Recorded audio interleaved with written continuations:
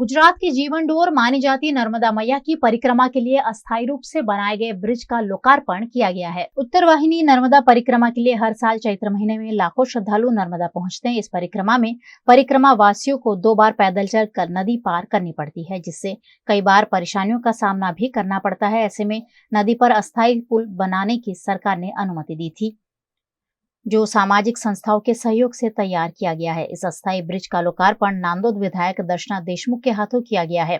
यह अस्थायी ब्रिज तैयार हो जाने से यहाँ श्रद्धालुओं को पैदल नदी पार करने में सहूलियत होगी।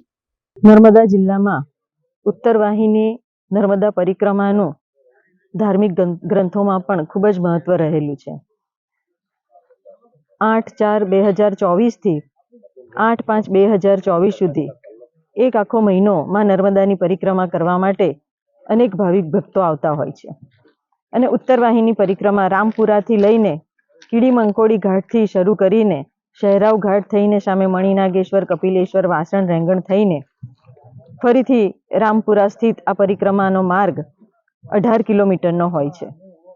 अनेक भाविक भक्तो ज्यारे आ परिक्रमामां जोड़ाय छे त्यारे गया वर्षे पण 15 થી 20 लाख जेटला भाविक भक्तोए आ परिक्रमामां श्रद्धापूर्वक भाग लीधो हतो अने मां नर्मदा मैयानी परिक्रमा करीने माताजीना आशीर्वाद मेळव्या हता।